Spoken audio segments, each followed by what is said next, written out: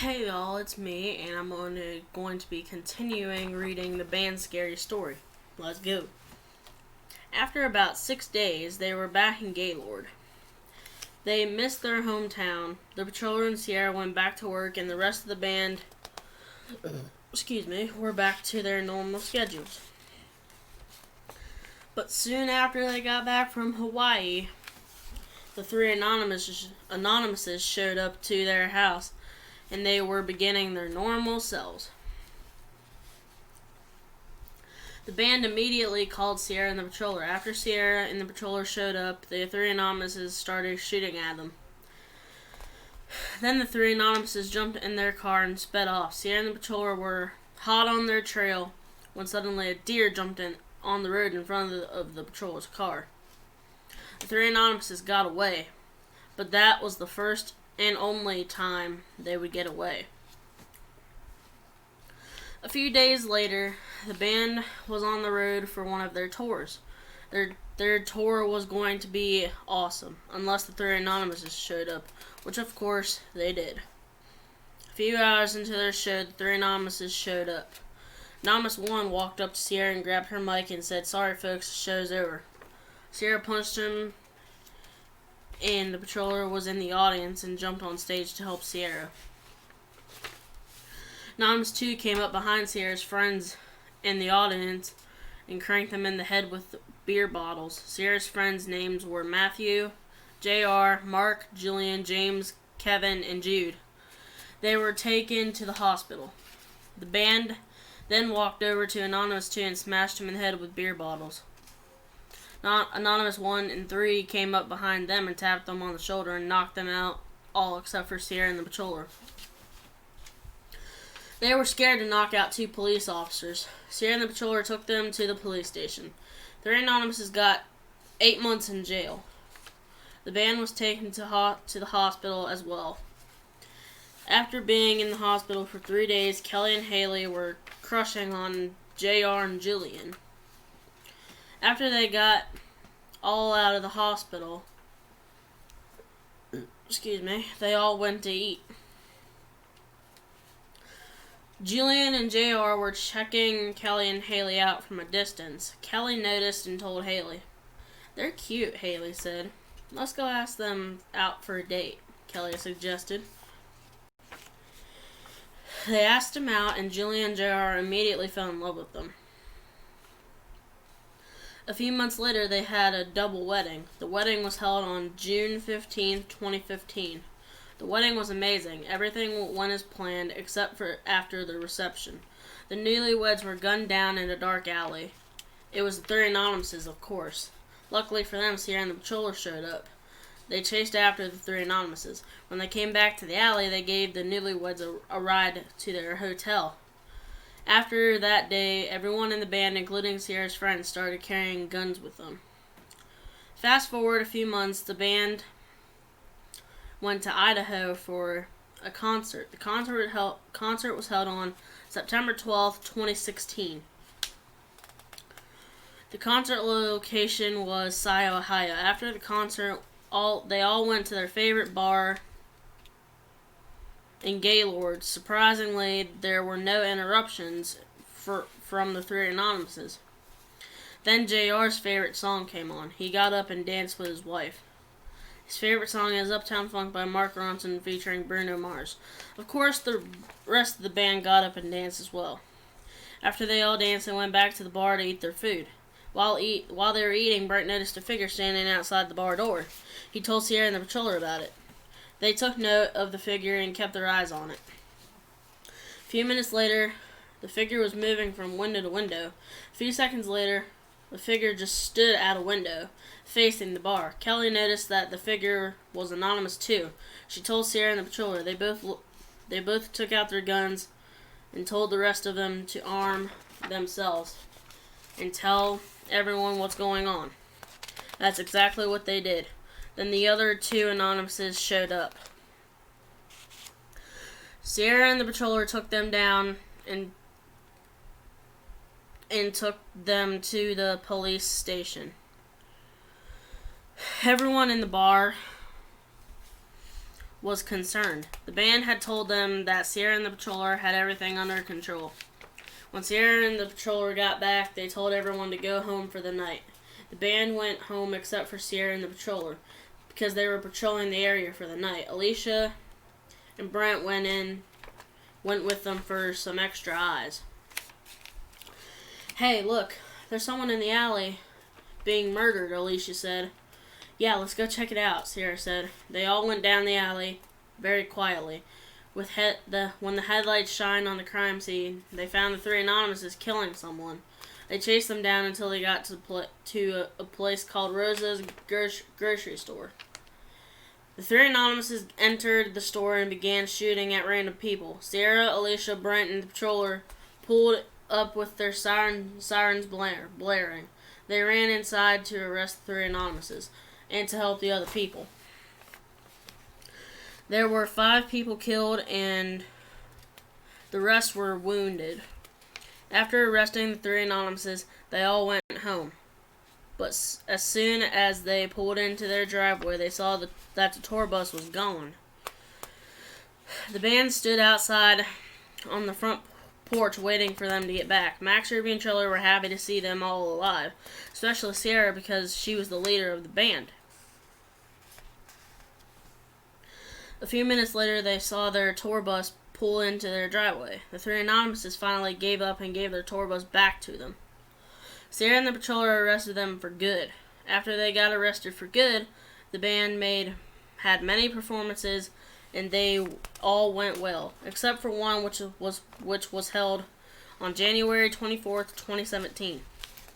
Before you ask, it was not the three Anonymouses this time. It was a different group of people. Their names were Hannah Goddard, Hannah Roth, and Hannah Blanchard, otherwise known as the Three Hannahs. The concert was going awesome for the first couple of hours, but as soon as the Three Hannahs walked in, the whole place was very disturbed. Hannah G walked on stage and took Sierra's mic and said, "What's up, Las Vegas?" She took her mic back and said, "The three Hannahs, get out of here or we're going to have big problems." Of course, they didn't leave. Sierra ordered them to leave. They still wouldn't leave. So they canceled the rest of the concert, but allowed all the fans to stay to see what would happen. "Why'd you cancel the rest of the concert?" Hannah B asked. "'Cause of you three," Kelly said. After that, they shut their lips for a moment. Suddenly, Hannah R punched Sierra in the face, and Sierra didn't like that. So the band, fans, and Sierra's friends got involved. There was a humongous fight. Of course, Sierra's friends, the band, and fans won the fight. After that night, the band never heard from the three Hannahs.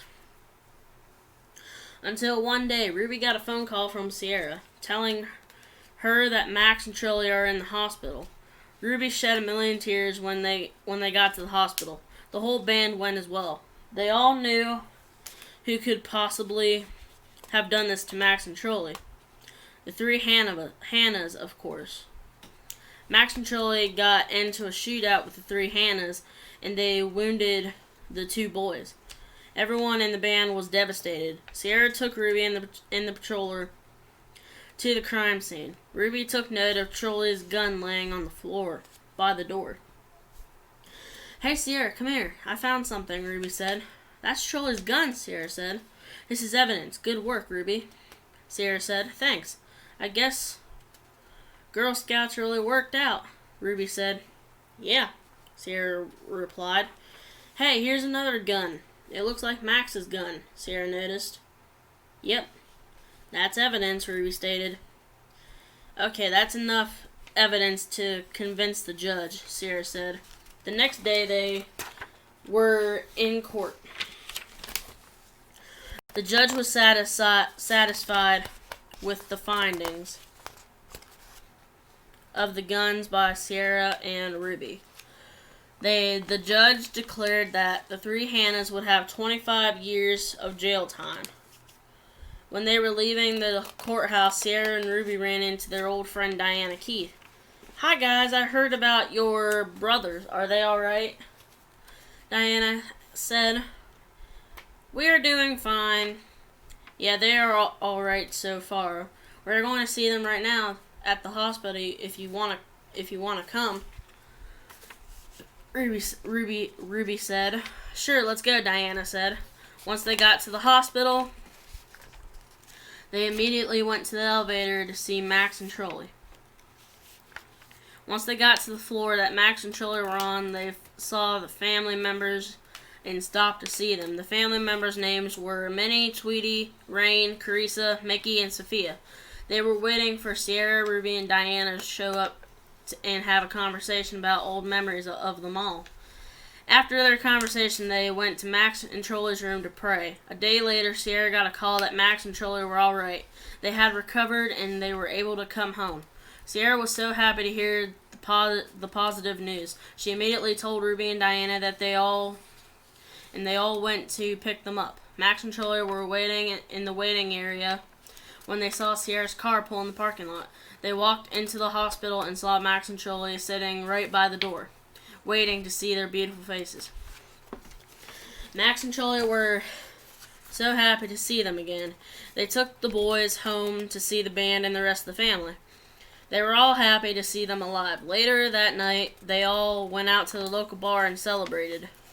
They were having the time of their lives. They were dancing, singing, and laughing, just being their natural selves. When Sierra sang "Go Rest High on the Mountain" by Vince Gill, including her siblings and Diana, so they could sing along,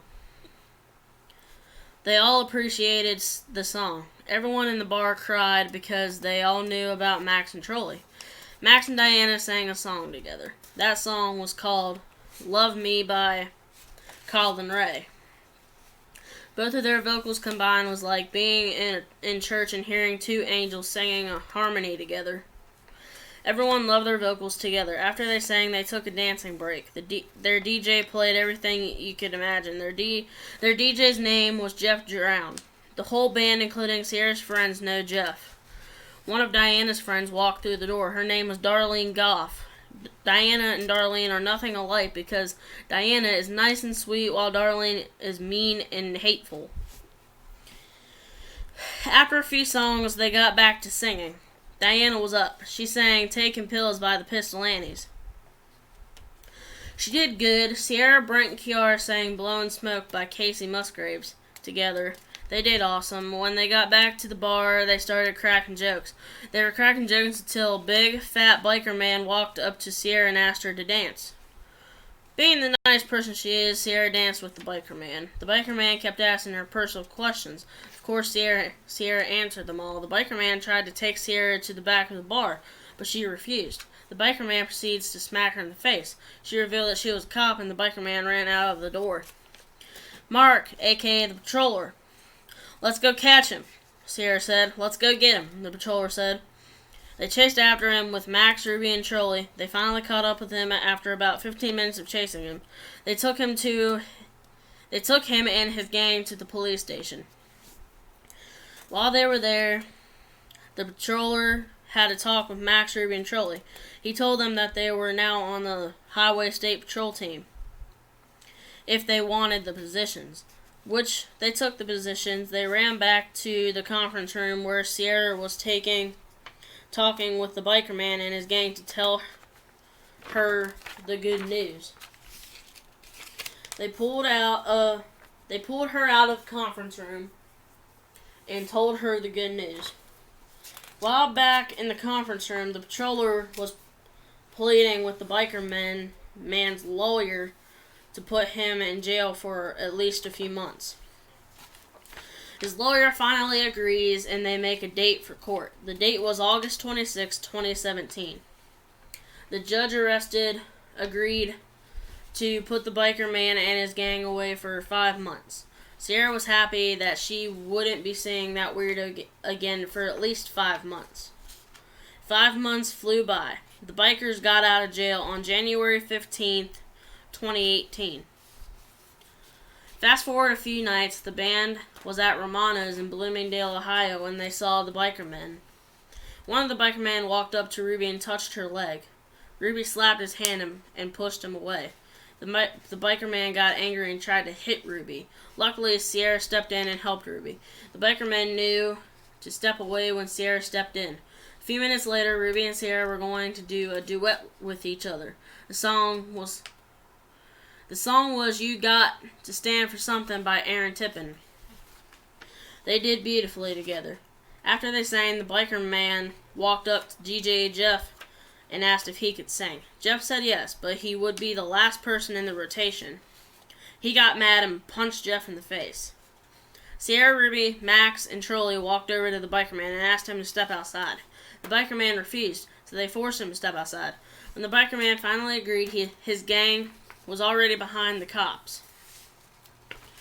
Max, Ruby, and Trolley revealed that they were cops as well as Sierra.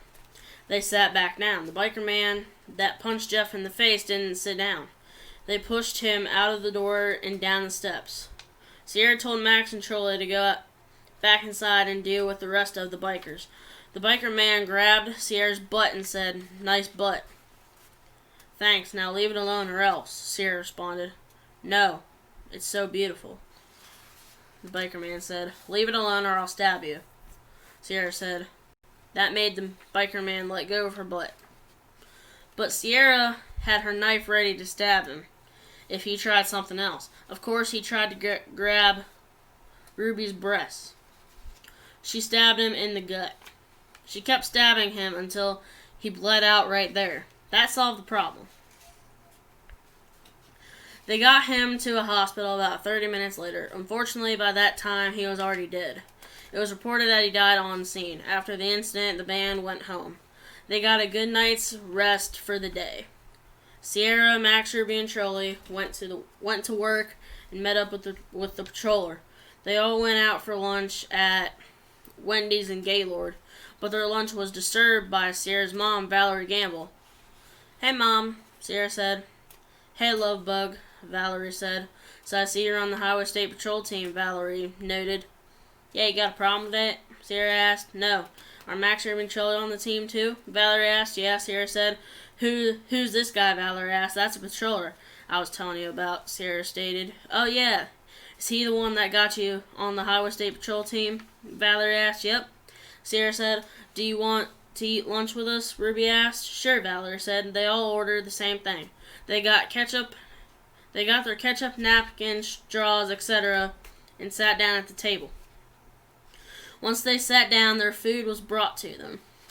They enjoyed their food and talked. They were having a good time together until Max saw one of the biker men walk in from Romano's.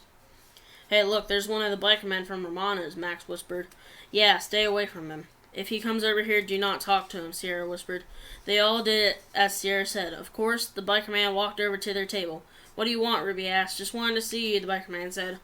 "Why, don't you order something?" "Why don't you order something and you can sit with us?" Sierra asked, trying to be nice. "No, I'm not hungry," the biker man said. "Okay," Max said. After that, they all left. They dropped Valerie off at her house. Ruby saw a mysterious car following them. Sierra took note of the car. It looked like the biker man driving. But Max wondered why the biker man would be driving a car instead of a bike.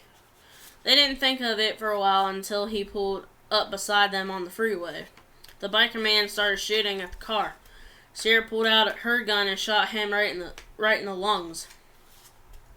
That caused him to swerve into the other lanes. Max took note of the other mysterious car coming up fast behind them. "Sierra, there's another mysterious car coming up fast," Max stated.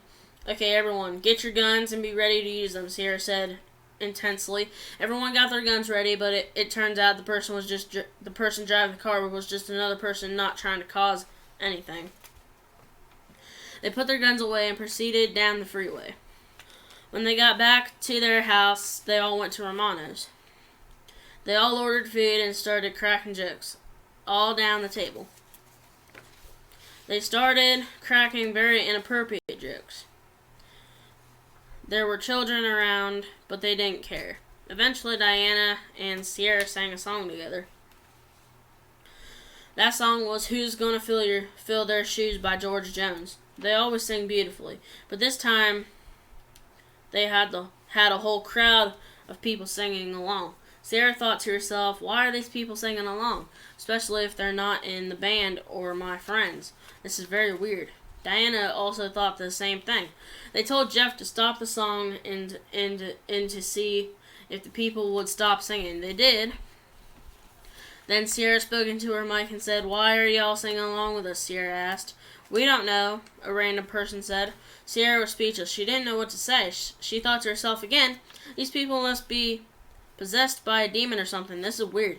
Diana was thinking the same thing. When Jeff turned off the song, there was scattered whispering. Diana thought she heard one of the people's conversations, but she wasn't sure. So she gathered up the band, and they headed home. When they got home, Ruby asked Sierra why she thought those things. Because Ruby can read people's minds. Because it was weird and those people were singing along with us. They don't always do that, Sierra stated. Yeah, that's weird. That was weird, Ruby said. After all, they went to bed. Sierra heard a knock at her window. She got up and looked out of her window. She saw her old boyfriend, Jacob Keto, standing on the lawn. Hey, Jacob, Sierra whisper shouted. Hey, baby, Jacob whisper shouted. What are you doing here? Sierra asked. I wanted to see you, baby, Jacob replied. Come on in, I'll open the door for you, Sierra whisper shouted. Sierra ran downstairs to the front door. Jacob was already standing there. Come in quietly, Sierra said. Nice place, babe, Jacob whispered. Thanks, this is where I house my bandmates, Sierra stated. Oh, cool. Can I be part of your band? Jacob asked. Sure, baby, Sierra said. Thanks, Jacob replied. Just remember one thing, I am a cop, Sierra pointed out. Okay, Jacob said. So how have you been, babe? Jacob asked. Not bad, Sierra said. You want to sneak up to your room so we can cuddle? Jacob asked. Yeah, let's go. Quietly, Sierra whispered. They snuck up the creaky old wooden stairs to Sierra's room. Once they got there, they found Brent sitting on Sierra's bed. Who's this? Brent asked. This used to be my old boyfriend, Jacob, Sierra said. Okay, make sure he doesn't do anything stupid, Brent stated. Okay, now get off my bed and go to your room, Sierra said. He went to his room, looking at Jacob very suspiciously. They both climbed in bed and cuddled for hours.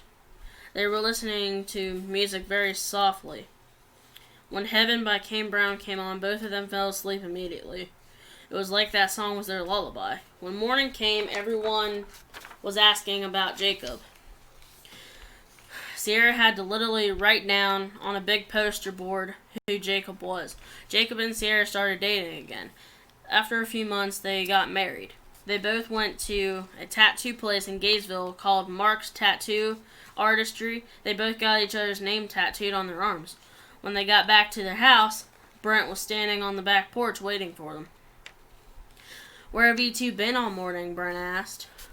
We were getting tattoos, and we went to McDonald's, Sierra truthfully said. Right, Brent said sarcastically. I know you're being sarcastic, Brent, Sierra said firmly. You got it, Jack, Brent said. And that is where I'm going to stop the story. There's still a little bit more to read. I will upload a video of that here in a while, and I hope y'all enjoyed that part, and see ya.